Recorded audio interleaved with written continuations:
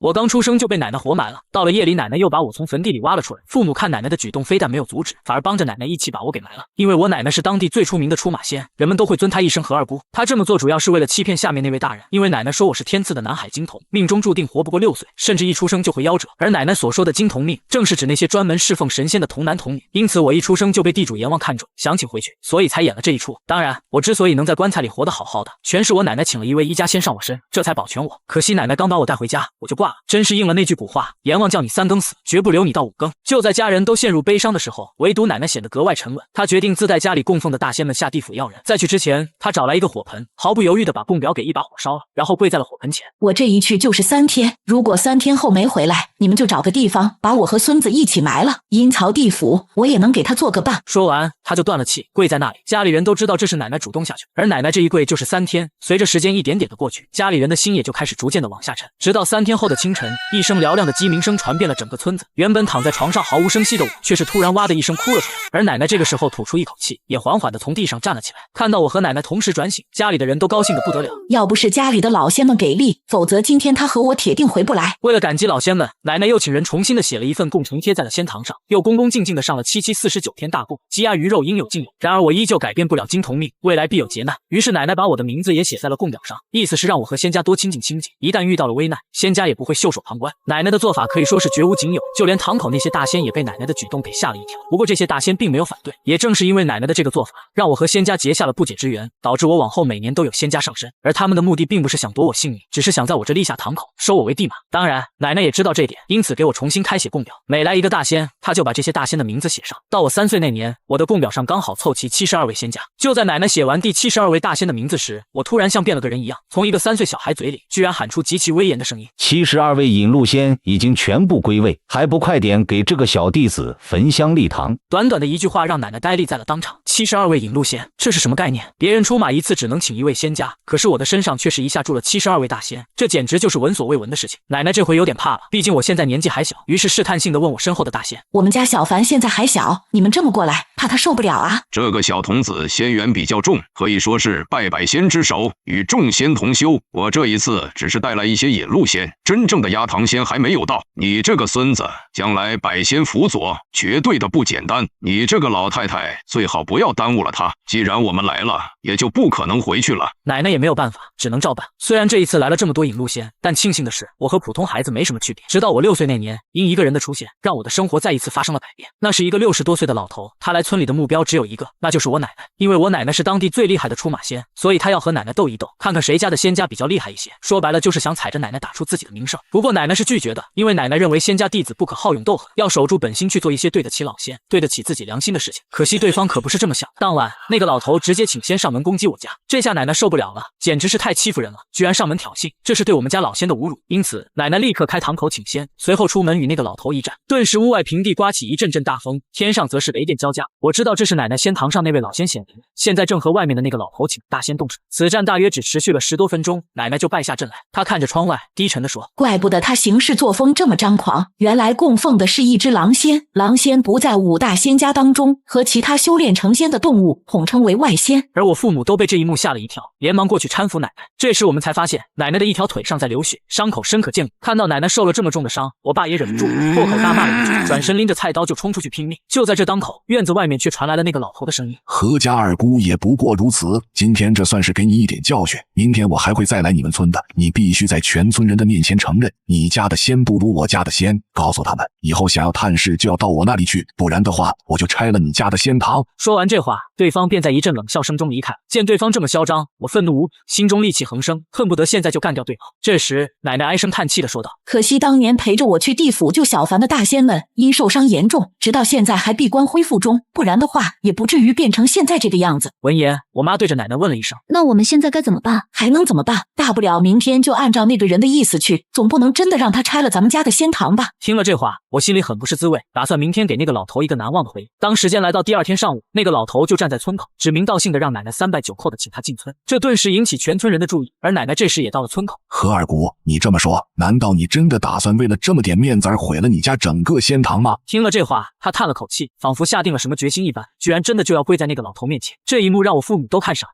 而我也彻底爆发，当即冲到奶奶面前，对着老头大喊道：“奶奶不要怕，有我在，我看谁敢欺负你！不就是斗仙吗？我来跟你这个坏蛋斗！”闻言，老头顿时大笑起来，一个小屁孩居然想和他斗仙，简直笑死人了。我没有理会对方的嘲笑，而是仰起头大喊了一声：“三叔，有人欺负我，你们快来！”此话一出，在场所有人都呆住了，谁都知道我爸在他们那一辈是个独生子，我哪来的三叔？只是我话音刚落，一个威武洪亮的声音响起：“是哪个不要命的，敢欺负我家小凡呢？”只见一位身材魁梧的壮汉就出现在了我身边。然而这个壮汉其他村民是看不到的，除非你是出马弟子。此刻老头是满脸的震惊，他已经看出来对方是一位大仙，只是他有点不可置信，为什么我这6岁的孩子能请得动大仙？就连奶奶也从来没有见过眼前的这个壮汉，就忍不住问了一声：“不知道您是哪位仙家？”我正是小童子72位引路仙的领头仙柳仙。听到这个名字，奶奶也是如梦方醒，这才想起了对方的身份。只是一旁的老头看着眼前的柳仙，脸色阴晴不定。只见他对着柳仙冷冷地说：“你以为就凭你一个小小的柳仙就能够替他们出头？”柳仙闻言只是看了一眼对方，随后大声地说道：“诸位都出来吧！”话音刚落，就见村里四面八方走出一群大仙，瞬间就把老头围起来。这下把老头子都看傻了，没想到我居然一口气请来72位大仙，当场把他吓得不轻。这时，一位长着胡耳的美女来到我面前，这个女人我认识，她是狐仙一门的，叫做胡灵儿。她对老头身后的狼仙说道：“我还以为是什么大不了的人物，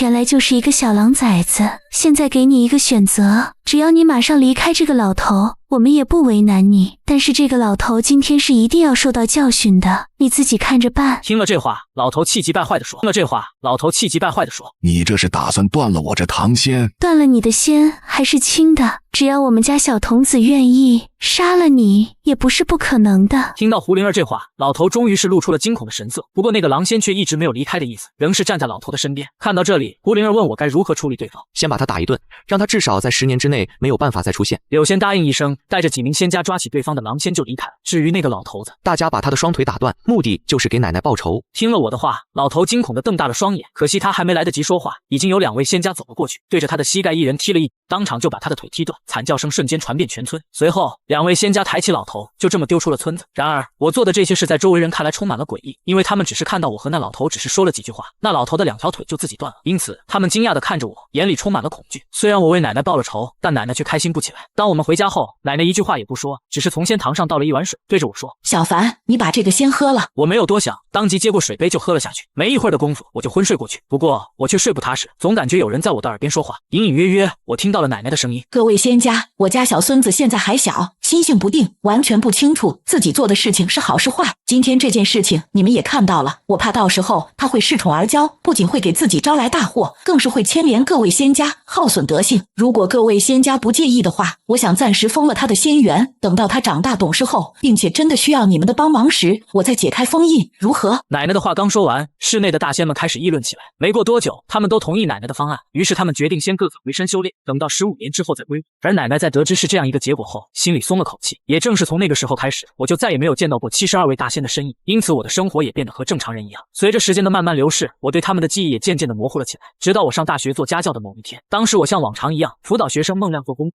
突然从屋内深处传出一连串的巨响，就像有什么东西要破门而出一样。这下我是坐不住了，于是起身前去查看。当我来到发出声音的源头时，我彻底傻眼了，因为眼前的大门上贴满了道家符箓。由于我奶奶是出马仙的关系，所以我知道这些符箓是用来驱邪镇灾用的。可奇怪的是，我刚到大门外，声音就停止了。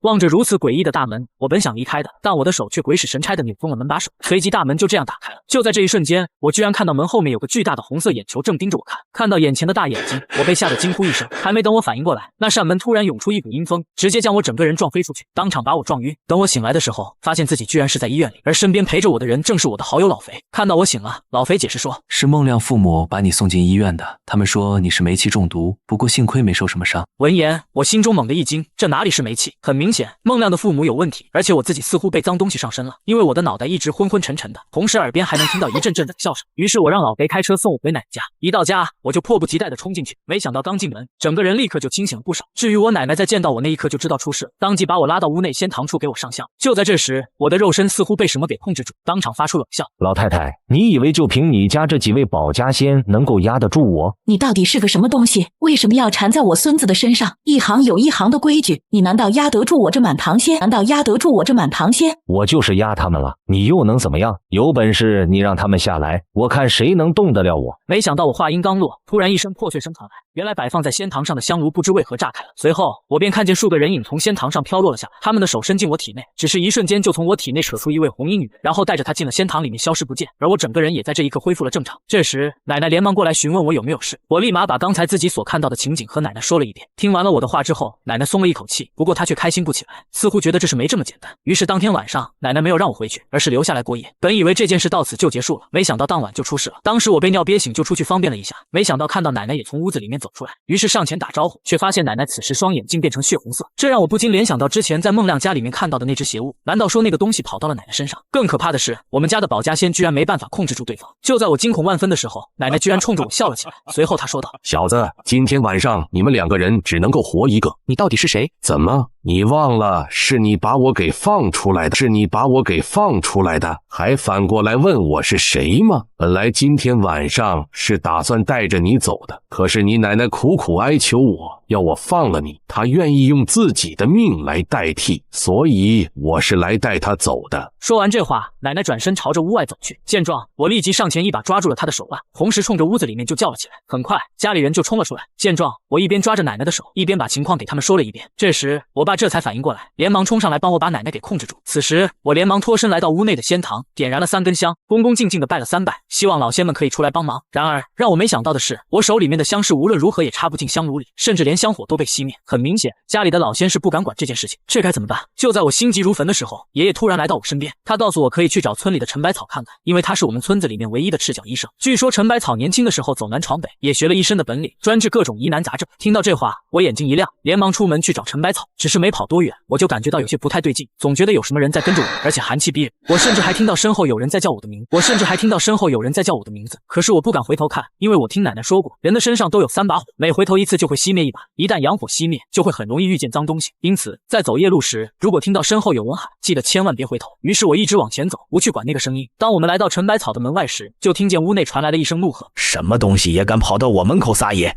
赶紧给我滚！”随着这一声暴喝，我们身后的那股寒气以及脚步声全都消失不见。紧接着，一位中年大叔从里面走了出来，这人正是陈百草。见状，我立马上前把奶奶的事讲了一遍。闻言，陈百草脸色猛然一变，因为他实在是想不到鼎鼎大名的何二姑居然被脏东西缠上身，看样子这东西不简单。一想到这儿，陈百草立马进屋拿了个小皮包出来，随后就跟我一起回奶奶家。只是在经过村子中心的那片土地时，一阵风中吹动，身边一棵大树的所有枝干开始不停地摇晃，同时发出了一阵啪啪的声响，就好像有什么肉眼看不见的人在拍手一般。陈百草见状，直接捡起一块石头往那棵树一扔，结果这一扔，当场把我们吓住。只见石头砸中树干的一瞬间，一块大树皮被砸了下来，同时从内向外流着黑红色的液体，仿佛是人的鲜血一般。我当即问陈百草这是什么情况，却见陈百草摆了摆手，说道：“不知道你们家招惹到了什么东西，这一切都是他给我的警告，我们不用去管他，直接走。”说完后，我们直接转身朝着奶奶家走去。这时，身后的大树晃动得更加厉害，似乎是对于我们奶奶的选择抵抗。当我们回到院子时，便看到奶奶已经被绑在一棵大树上。就在这时，一旁的奶奶却突然冷笑起来，对着陈百草说道：“你个不知死活的东西，本想让你知难而退，没有想到你非要来这里作死。等我缠死了这个老太太，就去找你。”听了奶奶的话，陈百草却没有任何反应，而是对着我们一家人说道：“把何二姑按住了，我要给她扎几针。”听到这话，我们二话不说就把奶奶给按住。见到奶奶动弹不得，陈百草也没有多说什么，当即从自己的小皮包里拿出6根长银针，他出手如电，将一根银针插在了奶奶天灵盖上。只是这一下子，奶奶整个人就定在了原地。随后，他一连插了6根银针，每一针下去，奶奶的身体都会剧烈的抖动一下。奇怪的是，那银针插进奶奶脑袋之后，却没有流出来一点鲜血，反而是奶奶那双血红色的眼睛，此刻却在不断的往外流淌着黑血。等黑血流得差不多后，奶奶的眼睛又恢复了正常的神色，神智也恢复了过来。然而，奶奶对我们开口的第一句话却是：“给我准备后事吧。”因为奶奶已经感觉到自己快不行了。听了奶奶的话，全家人都陷入悲伤中。此时，我爸抬手就要把奶奶身上的麻绳给解开，却被陈百草一把给拦住。先不要放开他，他身上的那个东西只是被我暂时压了下去，还没有离开。听了这话，我爸连忙对着陈百草哀求着说：“陈老哥，求求你，一定要救救我吗？”然而陈百草却叹了口气，因为奶奶身上的东西实在是过于凶险，他都没有把握能赢。这下我们一家人都慌了，不知道应该怎么办。就在全家人不知所措的时候，奶奶突然对我说：“小凡，你还记得你的那位三叔吗？”奶奶的这一句话顿时让在场所有人打起了精神，一个个全都转过头看向了我，而我也在这时打开了心中尘封已久的记忆。只是这15年没有接触过，我也不清楚自己能不能再和他们联系上。就在我犹豫的时候，奶奶头上的银针被某种力量弹弹飞了出去，被某种力量弹飞了出去，而奶奶也再一次失去了控制。只见此时的奶奶对着我发出嘲讽的笑声，同时以一种极度嚣张的态度说道：“你请谁出来也没用，今天这个老太太我要定了，我看谁有本事能从我的手里把她带走。”我看了看奶奶满是狰狞的表情，觉得一向善良的奶奶突然变成这个样子，心里很是不舒服，也很愤怒。我就不信治不了奶奶身上那个狂妄的家伙。在深吸一口气之后，我一个人走进了卧室里。我用剪刀将自己额头、天灵盖以及后脑上各自剪了一些头发，然后放在一个小碗里。之所以要从这3个地方剪头发，那是因为这3个地方被称之为3顶，是人3魂所居住的地方，这里也是一个人灵气所在。现在我就是要用自己身上的灵气去主动和柳仙他们联系。随后，我从奶奶家仙堂下面找出来了一张供表，在供表上写的全都是我那72位引路仙的名字。我将供表点燃，很快的，整张供表就烧成了灰烬。我将所有的纸灰全部放在了小碗里，然后又在小碗里面倒了半碗白酒。之后，我跪在地上拿起碗喝了一口，随后我深吸一口气，喊道：“教我先祖，供表引路，今日点仙，各处不通，邪灵莫挡，众神让路，请我仙家，谁敢对此？”紧接着，我大吼一声：“众仙归来兮！”大吼一声：“众仙归来兮！”话音刚落，整个房屋周围突然刮起一阵阴风，再然后一切都归于平静，似乎什么事都没发生。看到这，我整个人跪在地上，一种无力感油然而生。难道说是我刚才念诵的口诀不对？就连一旁被控制的奶奶见我是放了个哑炮，顿时哈哈大笑起来，觉得我太逗了。可是下一秒她就闭嘴，甚至有些震惊。而我的耳边突然响起一个女子的声音：“呵呵，你小子还要在那里跪到什么时候？怎么要对奴家施这么大的礼数吗？”我抬头一看，发现前方站着一位大美女，但尴尬的是，我忘了她是哪位大仙。这时，眼前的美女白了我一眼：“怎么，小童子忘了奴家是胡灵儿了吗？”听了这话，我也总算想了起来，对方确实是72位引路仙之一。此时我心中自然是大喜过望，这也就是说明我刚才成功了。当即把奶奶的事情简单的对她说了一遍。没想到胡灵儿听完了我的话后，却漫不经心的说道：“这有什么难的？”说着便来到奶奶面前。胡灵儿看着奶奶娇笑一声：“奴家还以为是什么了不起的东西，原来是一个小灰仙儿。怎么样，是你自己走，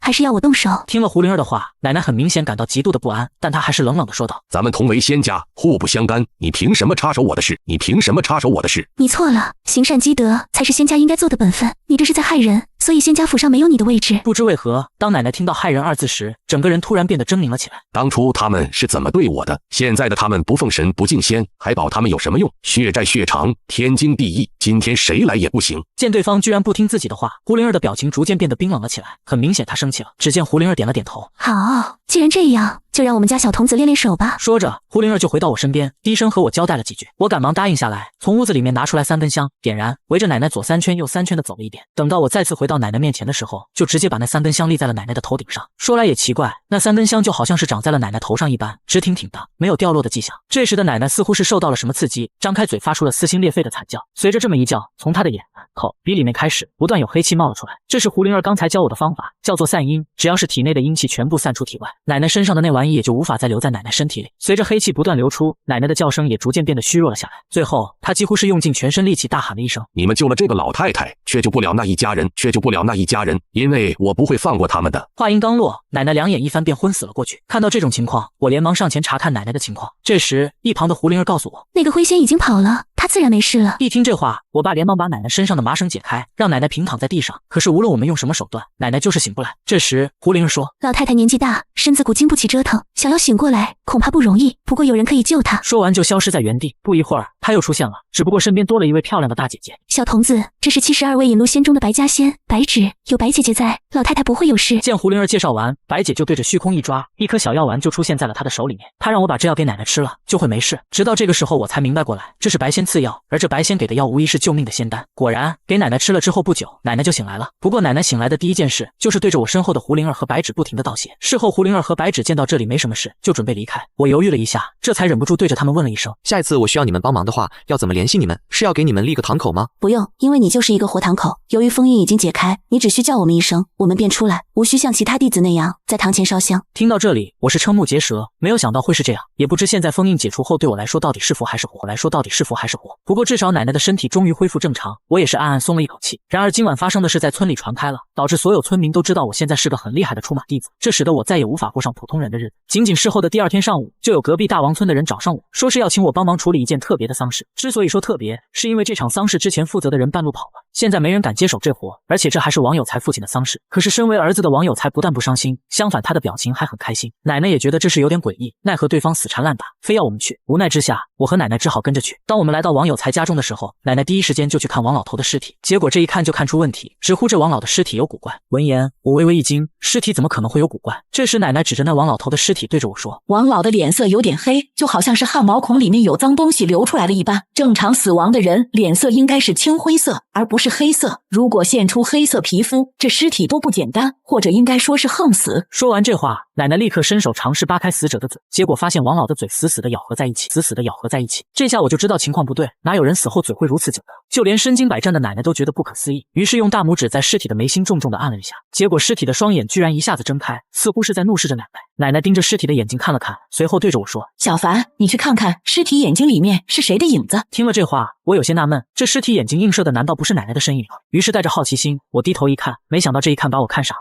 因为这尸体双眼中映射的根本不是奶奶，而且还不是同一个人。只见左边瞳孔是一个陌生的老头，右边的瞳孔却是王有才的影子，这是怎么一回事？这时一旁的奶奶示意我先不要声张，她告诉我，像王老这种死后眼神所留下的人影，往往都是他所憎恨或者直接是害死他的人，所以这老头的死应该和王有才脱不了关系。当我听了奶奶的分析，顿时倒抽一口凉气，觉得不可思议。就在这时，王有才的媳妇刚好从外面回来，一眼就看到奶奶在对着尸体动手动脚，忍不住大叫一声，你们在干什么？人都已经死了，你们还动他干什么？不等他把话说完，他就把目光落在了那老头的脸上，而这个时候，那老头的一张脸居然转向了他，一双眼睛更是恶狠狠地盯着他看。这一幕瞬间把王有才的媳妇吓得尖叫出声，身子一歪，整个人倒在地上不省人事，了。这突如其来的状况让王家的亲人全都大惊失色，赶紧跑过来查看情况。而人群中的王有才无意中看了自己父亲尸体一眼，发现尸体居然睁开双眼后也是被吓了一跳，连忙求我奶奶救救他老婆。但是奶奶没有动，反而是问王有才，我问你，你爹他到底是怎么死的？王有才没想到奶奶会突然问这个问题，显得有些手足无措，然而他还是咬牙回答，我爹他是寿终正寝的。结果他话刚说完，他老爸遗照上的玻璃突然啪的一声裂开。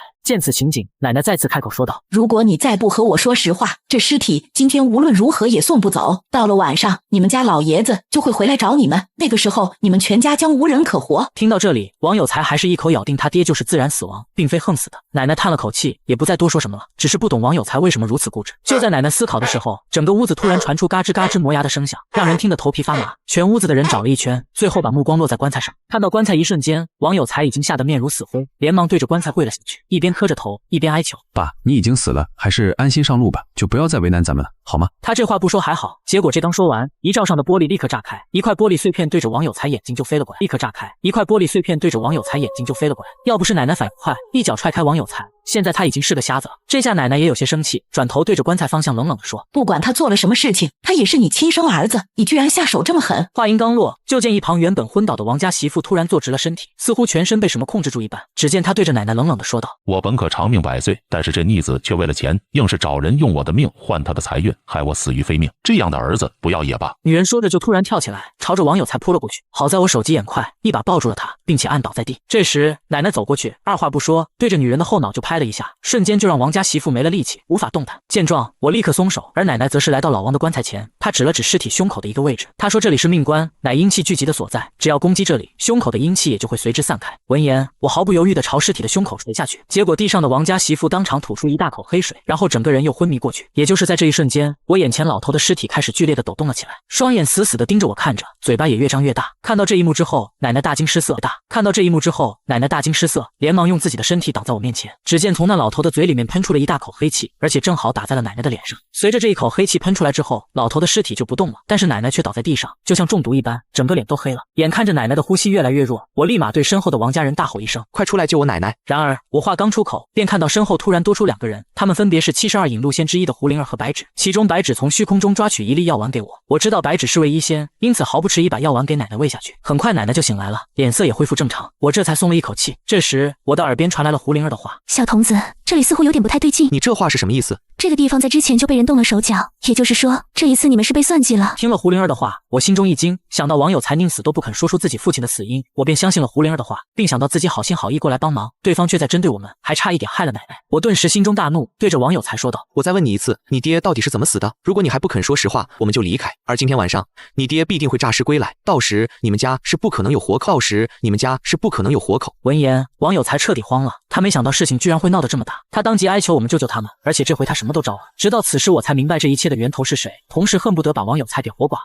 原来王有才他们家以前可以说是穷困潦倒，突然有一段时间变成村里最富有的家庭。可是这一切并不是王有才出息了，找到了好工作，而是因为他遇到了一位道士。这位道士告诉王有才，自己有本事让他一夜暴富，但是代价是用自己的阳寿去换。听到邪道士这么说，王有才动心了。一开始王有才用自己1年阳寿去换，结果真的让他财运滚滚，随便买个彩票就是1等奖，就连自家开的小便利店也是客源满满，这简直让人欲罢不能。可惜自从有了钱之后，王有才便什么也不做，整天游手好闲，导致阳寿所换回来的钱全部被他花光，不到1年的时间就被打回原形。于是他又找上那个道士，重新用寿命续本。结果这一来一回，他发现不能一直用自己的阳寿。这时他想起那个道士还说过一件事，那就是这种方式如果要用别人的阳寿也可以，不过这个人必须和他有血缘关系才可以。于是他盯上了自己的儿子，用孩子的10年寿命来换财运。后来被他老婆知道后，因此吵了一架，他才适可而止。不过儿子不行，王有才还有个父亲，他觉得父亲是个长寿之人，如今都90岁了，还能跑能跳，口齿清晰，因此他暗地里用老爸的阳寿来换。然而这种夺取阳寿的方式可以说是格外的残忍。年轻人阴阳气重，寿命长，所以没感觉，可是老年人就不同，他们可以清晰地感觉到自己的5脏6腑正在快速衰竭溃烂。也正因如此，王家出现了一个父慈子孝的场景，那就是王有才在外面大吃大喝，而老爹却在 ICU 生不如死。终于老头子承受不了这样的痛苦，选择喝药自杀。虽然王有才做了禽兽不如的事情，但是现在自己的爹死了，他就要给张罗着下葬。最后他无可奈何之下找到那位道人，求他帮忙出面。不过他告诉王有才，他爹的葬礼从守灵到发丧一共要3天时间，他只能帮忙2天，第3天就会离开。因为王有才的父亲是被人强行夺走阳寿而死的，心中必有怨气，这会导致老头子在胸中形成一种叫做怨煞的东西。这种怨煞可以说是阴邪至极，甚至达到了神挡杀神，佛挡杀佛的程度。作为施法的道人的他必须躲避一下。不过这个道士在临走前说，有一个办法，既能保全王有才的性命，又可以让他再次获得大量的财运，那就是找一些有些真本事的出马弟子来帮忙，而他会在尸体上做一些手脚，到时那位出马弟子一出手，老头子的怨煞就会转移到那个出马弟子身上。等那位出马弟子死后，他所有的阳寿都会转化成财运，再一次送到王有才的身上。听到这里，王有才的贪念再一次战胜了理智，所以才跑到我家找到了奶奶，因为这附近有名的出马仙就是奶奶了。这也是为什么我很想刮了王有才。而此时一旁的胡灵儿似乎看出我的想法，于是悄悄地在我的耳边低语了2声。闻言我顿时眼睛一亮，计上心来，当即对王有才说，想要我救你也不是不可能，但我有一个条件，第一，我要知道那邪修的地址。王有才闻言很快就出卖了邪修的位置。然而有一就有二，关于第2点我没说，而是手握小刀来到老头子的尸体前，用小刀割破尸体手腕，让小刀沾了点尸血。然后在众人惊讶的目光中，我回到了王有才的身边，用那把带着尸血的小刀在他的手腕上划了一下，随后把刀扔在地上。看到我的举动，其他人不清楚我想要干什么，可是奶奶却是一清二楚，她连忙叫了我一声，小凡，你这……放心吧，奶奶，是他们家心甘情愿让我帮忙的，而且有些人必须为自己的行为负责。说完后，我见奶奶没有反对，于是来到地上那把小刀面前，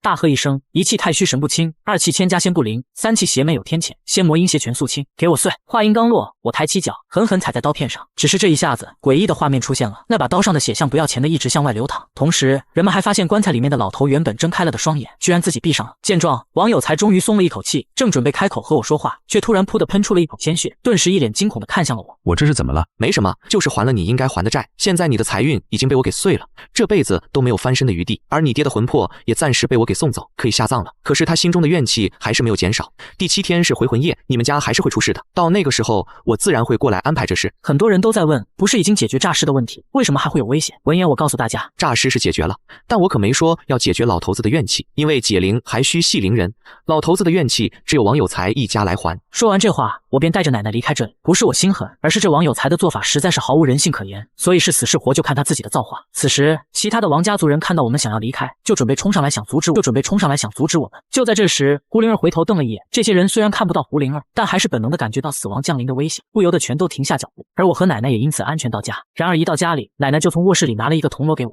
小凡，你不要小瞧了这个东西，这是请神锣，你把它带在身上，或许会有用到的时候。听了这话，我连忙收下来，毕竟那个邪修估计不好对付。当一切就绪后，第2天晚上，我带着身后的2位大仙前去讨伐那个邪修。按照王有才给我的地址，我们很快的就来到了邪道人藏身的一处院落。只是我刚到大门外，身旁的胡灵儿就直接冲进去，于是我连忙跟上。只是我刚进门，就听到胡灵儿对我大喊一声：“小童子，等一下，这里有阵法。可惜他说晚了，我已经进来了，不到1分钟的时间，我便感到浑身无力。就在这时，一个声音从前方传了出来，我还以为是那位传说中的何二姑过来，没有想到却是一个毛头小子。说话的是一位看似年过半百的老者，不用想也知道他就是那位邪修。我咬紧牙关，尽量稳住自己的身体，对他问道：为什么要对我奶奶下手？对方在听了我的话后，立即明白我是何二姑的孙子，顿时开心不已。只要是我抓了你，那个何二姑还是逃不出我的手掌心，因为这是我故意设的局，其目的就是要夺走你奶奶的元神。只有不停地吸收别人的元神，我这位邪修才能够永远长寿，